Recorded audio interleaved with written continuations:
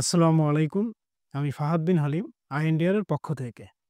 আজকে আমরা কথা বলব স্ট্রোক রোগীদের জন্য ভিটামিন ডি এর গুরুত্ব নিয়ে। ভিটামিন ডি যে শুধু হাড় অথবা রোগ প্রতিরোধ ক্ষমতার জন্যই দরকার, ব্যাপারটা তেমন না।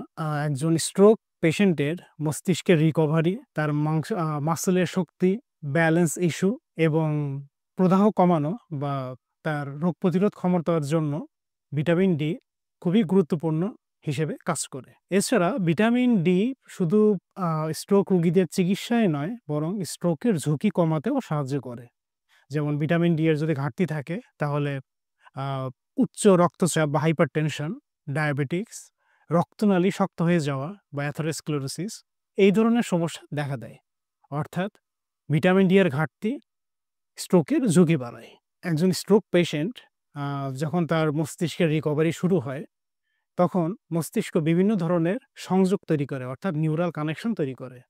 ভিটামিন ডি মস্তিষ্কে নিউরোজেনেসিস ঘটায়, প্রদাহ কমায় এবং বিভিন্ন নিউরোট্রপিক ফ্যাক্টর যেমন ব্রেইন ডিরাইভড নিউরোট্রপিক ফ্যাক্টর এগুলো বাড়ায়।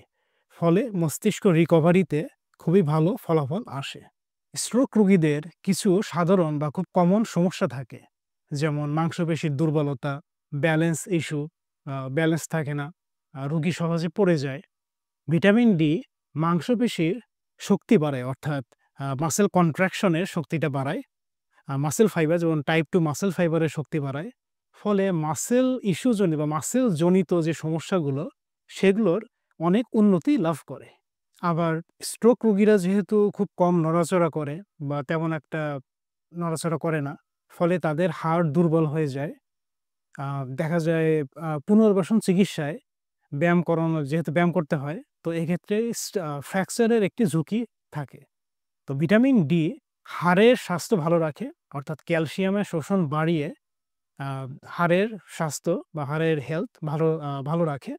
ফলে রোগী যখন পুনর্বাসন চিকিৎসায় যায়, ব্যায়াম করে, তখন অনেক আত্মবিশ্বাসের সাথে এবং নিরাপদে ব্যায়াম করতে পারে। স্ট্রোকের পরে মস্তিষ্কে প্রদাহ অনেক বাড়ে, অর্থাৎ ইনফ্লামেশন বাড়ে, যেটা মস্তিষ্কের রিকভারি অনেক ধীর গতির করে ফেলে।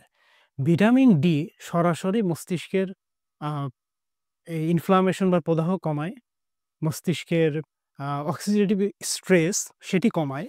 ফলে মস্তিষ্ক খুব তাড়াতাড়ি রিকভারি করতে পারে। স্ট্রোক রোগীদের ভেতরে একটি বড় অংশ ডিপ্রেশনে ভোগেন।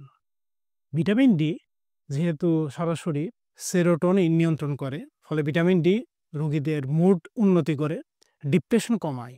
ফলে স্ট্রোক আক্রান্ত রোগী অনেক আত্মবিশ্বাসের সাথে পুনর্বাসন চিকিৎসায় অংশগ্রহণ করতে পারে।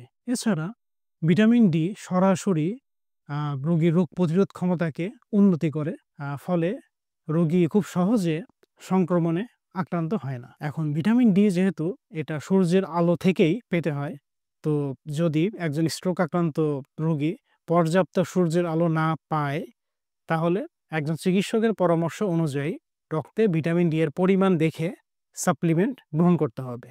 তাহলে ভিটামিন ডি রক্তে স্বাভাবিক পরিমাণ রাখা যাবে বা বজায় থাকবে। আজকে এই পর্যন্তই। আল্লাহ হাফেজ।